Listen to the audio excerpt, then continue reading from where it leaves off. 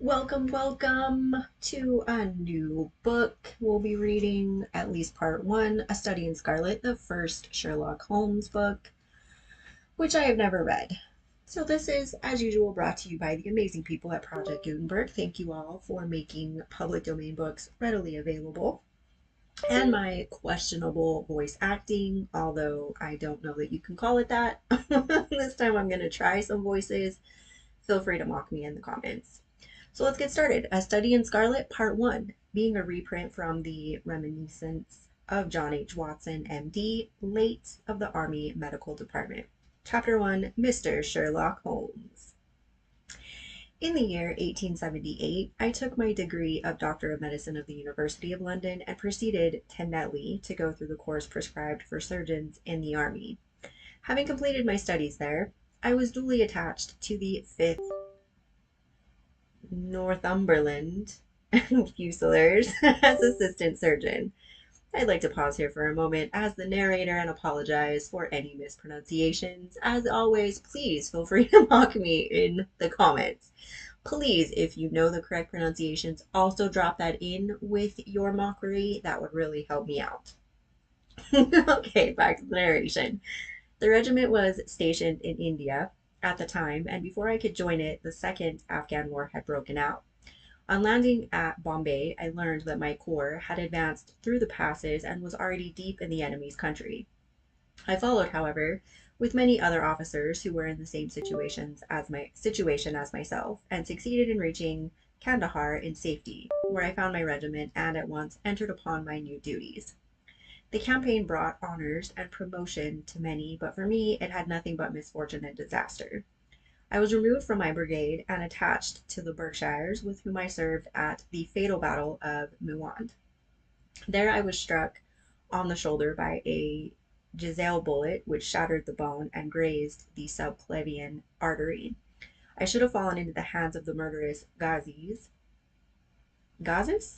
I'm not sure of the correct pronunciation there.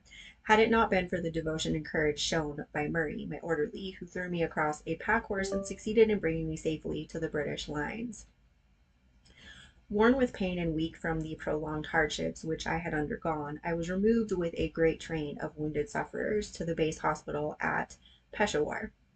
Here I rallied and had already improved so far as to be able to walk about the wards and even to bask a little upon the veranda, where I was struck down by enteric fever, that curse of our Indian possessions. For months my life was despaired of, and when at last I came to myself and became convalescent, I was so weak and emaciated that a medical board determined that not a day should be lost in sending me back to England. I was dispatched, accordingly, in the troop ship Orontes, and landed a month later on Portsmouth jetty, with my health irretrievably ruined, but with permission from a paternal government to spend the next 9 months in attempting to improve it. I had neither I had neither kith nor kin in England, and there was therefore as free as air, or as free as an income of 11 shillings and sixpence a day will permit a man to be.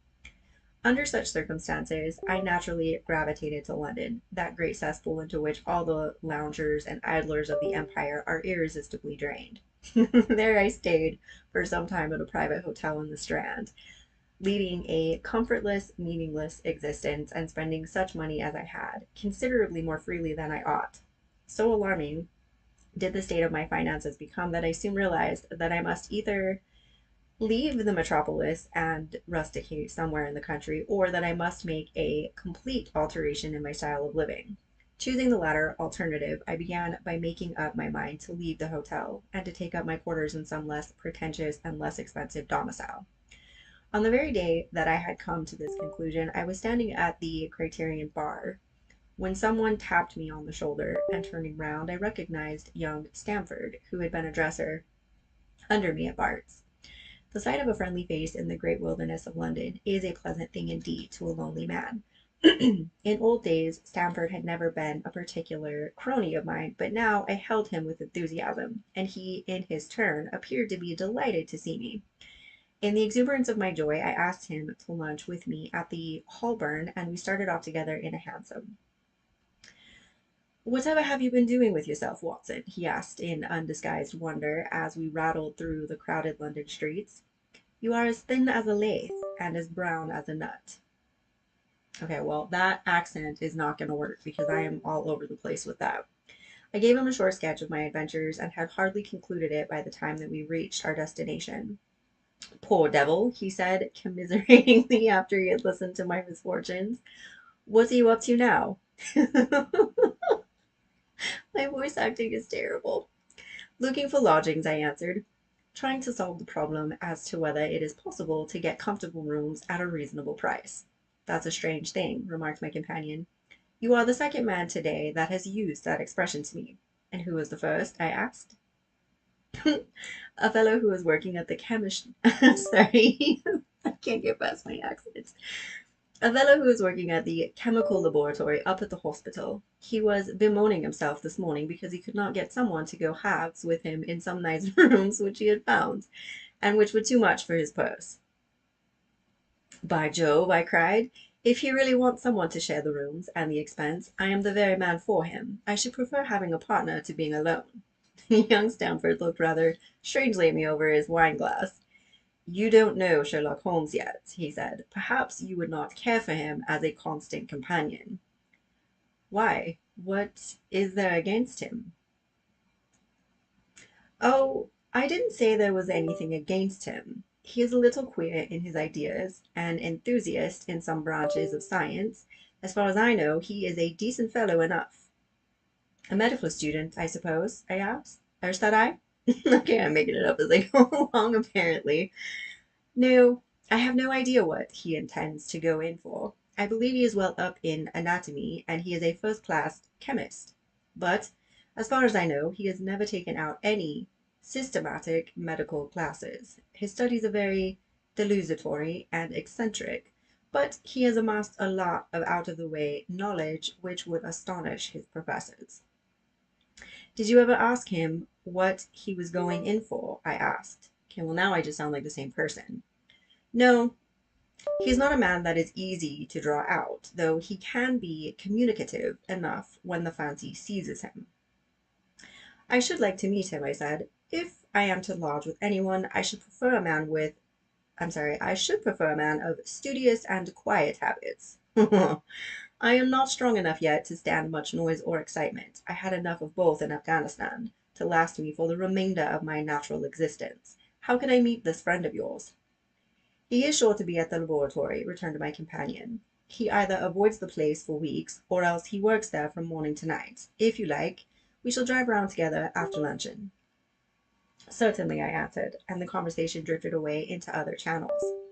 As we made our way to the hospital after leaving the Holborn, Stamford gave me a few more particulars about the gentleman whom I proposed to take as a fellow lodger. All right, guys, I don't know if I can maintain the accent. It feels kind of dishonorable. You mustn't blame me if I don't get on with him, he said. I know nothing more of him than I have learned from meeting him occasionally in the laboratory. You proposed this arrangement, so you must not hold me responsible. If we don't get on, it will be easy to part company, I answered. It seems to me, Stamford, I added, looking hard at my companion, that you have some reason for washing your hands of the matter. Is this fellow's temper so formidable, or what is it? Don't be mealy-mouthed about it. It is not easy to express the inexpressible, he answered with a laugh. Holmes is a little too scientific for my tastes. It approaches to cold-bloodedness. I could imagine his giving a friend a little pinch of the latest vegetable alkaloid, not out of malevolence, you understand, but simply out of a spirit of inquiry in order to have an accurate idea of the effects. To do him justice, I think that he would take it himself with the same readiness. He appears to have a passion for definite and exact knowledge. Very right, too. Yes, but it may be pushed to excess. When it comes to beating the subjects in the dissecting rooms with a stick, it is certainly taking rather a bizarre shape. Beating the subjects?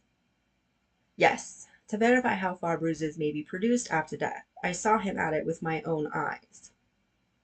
And yet you say he is not a medical student? No. Heaven knows what the objects of his studies are. But here we are. and you must form your own impressions about him. As he spoke, we turned down a narrow lane and passed through a small side door, which opened into a wing of the great hospital. It was familiar ground to me, and I needed no guiding. As we ascended the bleak stone staircase and made our way down the long corridor with its vista, with its vista of whitewashed wall and dun-colored doors, near the further end, a low arched passage branched away from it and led to the chemical laboratory. This was a lofty chamber lined and littered with countless bottles. Broad low tables were scattered about, which bristled with retorts, test tubes, and little Bunsen lamps with their blue flickering flames. There was only one student in the room, who was bending over a distant table absorbed in his work. At the sound of our steps he glanced round and sprang to his feet with a cry of pleasure. "I've found it! I've found it!" he shouted to my companion, running towards us with a test tube in his hand. "I have found a reagent which is precipitated by hemoglobin and by nothing else." Had he discovered a gold mine, greater delight could not have shone upon his features. "Dr. Watson, Mr. Sherlock Holmes," said Stamford, introducing us. "How are you?" he said cordially, gripping my hand with a strength for which I should hardly have given him credit. "You have been in Afghanistan, I perceive." "How on earth did you know that?" I asked in astonishment. "Never mind," he said, chuckling to himself. "The question now is about hemoglobin. No doubt you see the significance of this discovery of mine." "It is interesting, chemically, no doubt," I answered, "but practically, why, man, it is the most practical medico-legal discovery for years. Don't you see that it gives us an infallible test for blood stains? Come over here now." He seized me by the coat sleeve in his eagerness and drew me over to the table at which he had been working. "Let us have some fresh blood," he said, digging a long bodkin into his finger and drawing off the resulting drop of blood in a chemical pipette. "Now, I added this small quantity of blood to a liter of water. You perceive that the resulting mixture has the appearance of pure water. The proportion of blood cannot be more than 1 in a million. I have no doubt, however, that we shall be able to obtain the characteristic reaction." As he spoke, he threw into the vessel a few white crystals and then added some drops of a transparent fluid. In an instant the contents assumed a dull mahogany color, and a brownish dust was precipitated to the bottom of the glass jar. "Ha ha!" he cried, clapping his hands and looking as delighted as a child with a new toy. "What do you think of that?" "Seems to be a very delicate test," I remarked. "Beautiful, beautiful!" The old Geikom test was very clumsy and uncertain. So is the microscopic examination for blood corpuscles. The latter is valueless if the stains are a few hours old. Now, this appears to act as well whether the blood is old or new. Had this test been invented, there are hundreds of men now walking the earth who would long ago have paid the penalty of their crimes. "Indeed," I murmured. "Criminal cases are continually hinging upon that one point. A man is suspected of a crime months, perhaps after it has been committed. His linen or clothes are examined and brownish stains discovered upon them. Are they blood stains, or mud stains, or rust stains, or fruit stains, or what are they? That is a question which has puzzled many an expert, and why? Because there are no reliable tests. Now we have the Sherlock Holmes test, and there will no longer be any difficulty." His eyes fairly glittered as he spoke, and he put his hand over his heart and bowed as if to some applauding crowd conjured up by his imagination. "You ought to be congratulated," I remarked, considerably surprised at his enthusiasm. "There was the case of von Bischoff at Frankfurt last year. He would certainly have been hung had this test been in existence. Then there was Mason of Bradford, and the notorious Mueller and Lefebvre of Montpellier, and Samson of New Orleans. I could name a score of cases in which I would have been decisive. In which it would have been decisive. Sorry. You seem to be a walking calendar of crime," said Stamford with a laugh. "You might start a paper on those lines. Call it the Police News of the Past." "Very interesting reading it might be made, too," remarked Sherlock Holmes, sticking a small piece of plaster over the prick on his finger. I have to be careful, he continued, turning to me with a smile, for I dabble with poisons a good deal. He held out his hand as he spoke, and I noticed that it was all molted over with similar pieces of plaster and discolored with strong acids. We came here on business, said Stamford, sitting down on a high three-legged stool and pushing another one in my direction with his foot. My friend here wants to take diggings, and as you were complaining that you could get no one to go halves with you, I thought that I had better bring you together. Sherlock Holmes seemed delighted at the idea of sharing his room with me. I have an eye on a suite in Baker Street, he said, which would suit us down to the ground. You don't mind the smell of strong tobacco, I hope. I always smoke ships myself, I answered. All right, well, I guess I'm doing away with Watson's accent. That's good enough. I generally have chemicals about and occasionally do experiments. Would that annoy you? By no means. Let me see. What are my other shortcomings? I get in the dumps at times and don't open my mouth for days on end. You must not think I am sulky when I do that. Just let me alone and I'll soon be right. What have you to confess now? It's just as well for two fellows to know the worst of one another before they begin to live together. I laughed at his cross-examination. I keep a bull pup, I said, and I object to rows because my nerves are shaken. And I get up at all sorts of ungodly hours, and I am extremely lazy. I have another set of vices when I'm well, but those are the principal ones at present. Do you include violin playing in your category of rows? He asked anxiously. It depends on the player, I answered. A well-played violin is a treat for the gods. A badly played one. Oh, that's right, he cried with a merry laugh. I think we may consider the thing as settled. That is, if the rooms are agreeable to you. When shall we see them? Call for me here at noon tomorrow, and we'll go together and settle everything, he answered. All right, noon exactly, said I, shaking his hand. We left him working among his chemicals, and we walked together towards my hotel. By the way, I asked suddenly, stopping and turning upon Stamford, how the deuce did he know that I had come from Afghanistan? My companion smiled an enigmatical smile. That's just his little peculiarity, he said.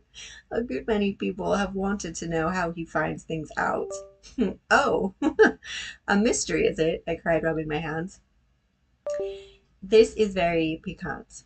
I am much obliged to you for bringing us together. The proper study of mankind is man, you know. You must study him then, Stamford said as he bade me goodbye. You'll find him a knotty problem, though. I'll wager he learns more about you than you about him. Goodbye. Goodbye, I answered and strolled on to my hotel, considerably interested in my new acquaintance. And that concludes chapter 1 of A Letter in Scarlet. As I said, please feel free to mock my horrifically done accents. I may just drop them all together. It seems a little insulting. That's the best I could do. I am not a professional voice actor. I'm sure you could tell. So let me know what you thought of that in the comments.